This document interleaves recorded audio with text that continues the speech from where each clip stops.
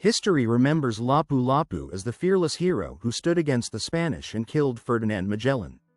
But what if the story isn't as simple as invader versus native? What if the first real betrayal in Philippine history wasn't committed by a Spaniard, but by another Filipino leader? In 1521, when Magellan arrived in Cebu, he wasn't met with hostility. He was welcomed, and the man who gave that welcome converted to Christianity and offered warriors to fight his rival was Rajah Humabon. He didn't just greet the Europeans, he allied with them. Humaban used the Spaniards to try and eliminate a local threat, the warrior chieftain of Mactan, Lapu Lapu. This isn't the version of history you'll find in grade school textbooks. But it's time we confronted the uncomfortable truth. This is the story of ambition, power, betrayal, and how colonization in the Philippines began with a handshake, not a war. Long before the Spanish set foot on Philippine shores, Rajah Humabon ruled the bustling port kingdom of Cebu, modern-day Cebu. His city was a thriving trade hub, attracting merchants from China, Siam, Borneo, and the Malay world. As Rajah, Humabon held power, but not absolute control. The archipelago was a web of competing datus, rajas, and tribal lords. One of those lords was Datu Lapu Lapu of Mactan, a nearby island who refused to bow to Humabon's rule. Their rivalry ran deep. Humaban was a savvy leader, skilled in diplomacy and survival. When Ferdinand Magellan arrived in 1521, Humaban saw more than strangers, he saw opportunity. These foreigners brought iron weapons, armor, and cannon, things no Visayan warrior had. So instead of resisting them, Humaban welcomed them. And in doing so, he set in motion a chain of events that would shape the fate of the islands forever. On April 14, 1521, Rajah Humabon, his wife, and over 800 subjects were baptized by Magellan's crew.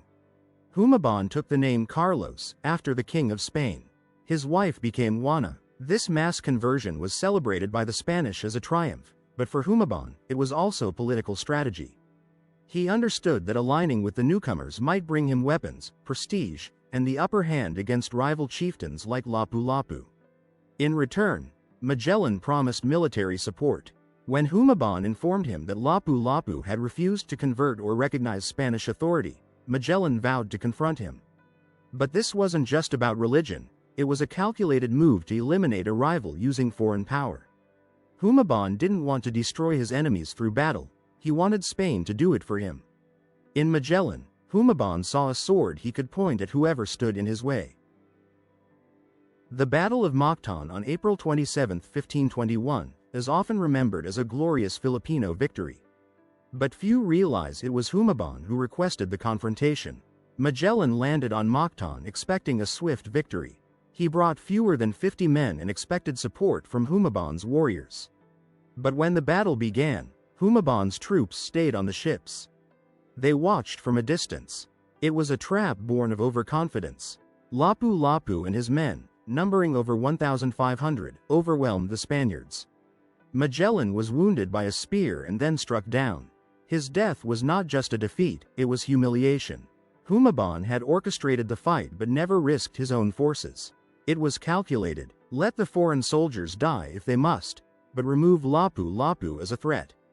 Instead, the opposite happened. Magellan died, and Humabon was left with no ally and a dangerously empowered rival. After Magellan's death, the remaining Spaniards regrouped under Juan Serrano and Duarte Barbosa. They were shaken but still under the illusion that their alliance with Humaban was intact. Days later, Humaban invited the Spanish officers to a banquet, a gesture of peace. But the meal was a trap. According to chroniclers like Pigafetta, Humaban's warriors ambushed the Spaniards, killing many. Some were lured onto shore and massacred, others were poisoned. Serrano was taken hostage and reportedly begged his companions to pay a ransom. They refused. He died soon after. Why did Humaban betray the Spaniards he had once allied with? Historians debate his motives. Was it revenge for their failure, fear of retaliation, or a final move to regain control? Regardless, it was clear. Humaban was playing a dangerous game of power, using alliances only as long as they served him. And now, he had gambled too far. Philippine textbooks often cast Lapu Lapu as the lone hero and Magellan as the villain.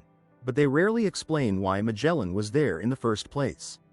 The truth? He was invited by Humaban. It's an uncomfortable detail, one that challenges the clean colonizer versus native story. History is rarely that tidy. Humaban wasn't a trader in the traditional sense, he was a ruler trying to survive. But his alliance with the Spanish directly contributed to the events that followed: colonization, conversion, and conquest. His story doesn't fit easily into the national narrative, so it's often minimized. But we must face it. Colonization didn't just come by force. It came with diplomacy, with local rulers opening doors, sometimes out of ambition, sometimes fear. By understanding these truths, we gain a clearer picture of how empire truly begins, not with invasion, but with invitation.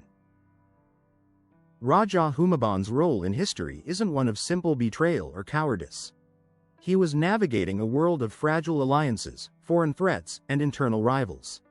When Magellan arrived, Humaban made a calculated decision: ally with the Europeans to remove a domestic enemy. That decision backfired, but it reveals something deeper. Colonization wasn't always imposed by force. Sometimes, it was welcomed by leaders who believed they could control it. Humaban believed he was playing a game of strategy. But the Spanish, with their guns and gospel, were playing for something much bigger: empire. Lapu Lapu is rightly remembered as a hero. But Humaban should be remembered too, not as a villain, but as a cautionary figure. His story reminds us that betrayal isn't always treachery. Sometimes, it's desperation dressed as diplomacy. And sometimes, the first seeds of conquest are planted by those who never intended to lose their land.